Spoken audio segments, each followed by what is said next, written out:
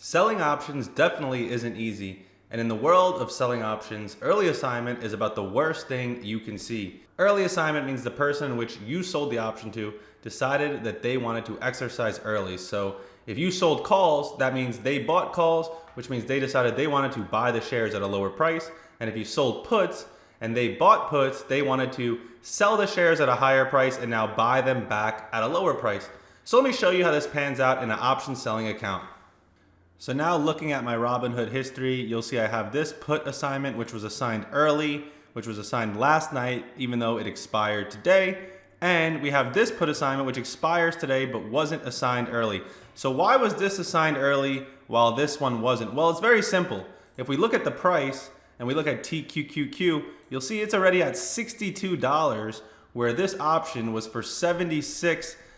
So it's so far in the money that the chances of early assignment are actually very high. Matter of fact, I'm actually surprised I wasn't assigned even earlier. Now, the good part about it, right, is when you get that early assign notification, like the one I showed you Robinhood sent me, it feels as if you were liquidated, but what's cool is you're not really losing money, right? All that happened was I bought these shares at $76. So, it goes to show if you're selling options and you're selling naked puts or you're selling naked calls, you are honestly just an idiot, right? It's too risky, because you don't know what's going to happen. In the end of the day, anything with options, you don't know what the market's going to do. And it's the same thing with shares, right?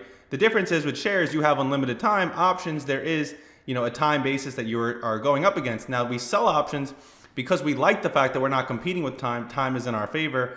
And worst possible case, when you sell puts, you get early assignment. Now, when it comes to this IBIT assignment, the reason why it wasn't early is because when you look at the IBIT price, we're actually still very close to the price. Matter of fact, I believe it expired above our break-even price. I don't know if it shows that here, but I'm pretty sure that this position actually ended up expiring in the profits. Now, by Monday, I will have the 100 shares in my account for this assignment as well. And yesterday, I only had 300 shares of TQQQ, and today now I have 400. Now, the cool thing about early assignment is you have a whole extra day to sell covered calls as opposed to waiting until, Monday morning. Now, with that being said, I didn't sell covered calls on this position today because to me, I think the NASDAQ just looks extremely bullish.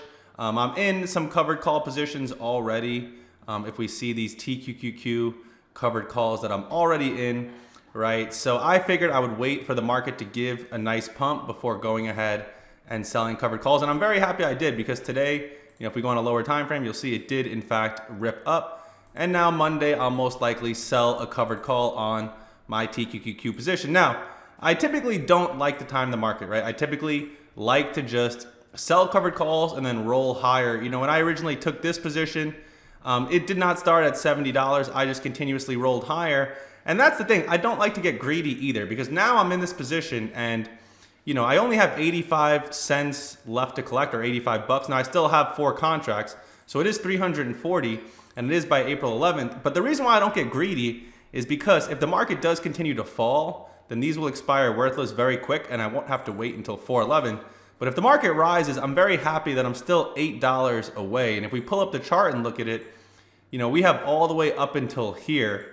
Now, is there a chance that it gets up here before April 11th? Absolutely. But in that case, we'll happily roll our options. And if you don't know what rolling is essentially buying time, right? And if it wasn't for rolling, then selling options probably wouldn't work. So in this case, right, we have the 11th and we have 40 call, we have the $70 strike price. We have 4 contracts. Now, the reason why rolling is so spectacular and the way to roll correctly is, see, right now we're at $62. So there's no reason for us to roll, because if we try to roll higher and we go further out, it's just going to be too cheap, right? And I don't like rolling down, because to me, I like the fact that I'm further away from the strike. Why? Because the further you are from the strike, the more theta is going to happen on these premiums. So the further I am from the strike, the safer it is, right? At this moment, the option chain is giving me an 85% chance of profit. So when would I roll? I would roll when price starts climbing towards my strike, right? Because think about it. If TQQQ is all the way up to $68, right? Then I can actually roll from 70 to 73, 74. Right now, if I do it, I'll be putting myself further out, right? Because my expiration is already 21 days. If I'm going to go further, I'm going to want to go further for some juice, right? I'm going to want to roll for credit. In this case, if I roll to the next strike, yes, I can get credit. Now, the reason why rolling for credit is so important is because you're winning all around, right? So in this case, I have 4 contracts. If I roll $1, that means I don't have to sell for 70, I can sell for 71. So I'm making myself $400 in the case that TQQQ goes up. Now I'm getting a $44 credit. The reason why there's a credit is because it's more expensive. So when you sell options, you want to roll into a more expensive premium. When you buy options and you roll, you want to buy into a cheaper premium, right? Because when you sell, you want to sell the highest premium possible. So in terms of how to roll effectively, what we would want to wait for is we'd want to wait for the price to start knocking on our price's door. So once we get to the $70 mark and we're knocking on that door, that's when we'll want to roll higher and higher so we never have to lose our shares and can continue making profit while collecting covered call premium. Now, the catch to this is the simple fact that as you see, I'm in this $70. I can easily roll lower for more premium and closer, right? Let's say I go to next week and I can get, roll for a much higher credit, but then I'm putting myself at such a risk. So when it comes to selling options, selling covered calls, selling puts, and you're rolling, you want to do it in a way where it still feels safe. It still feels as if, again, if you get too close to the money, it's like getting too close to the source.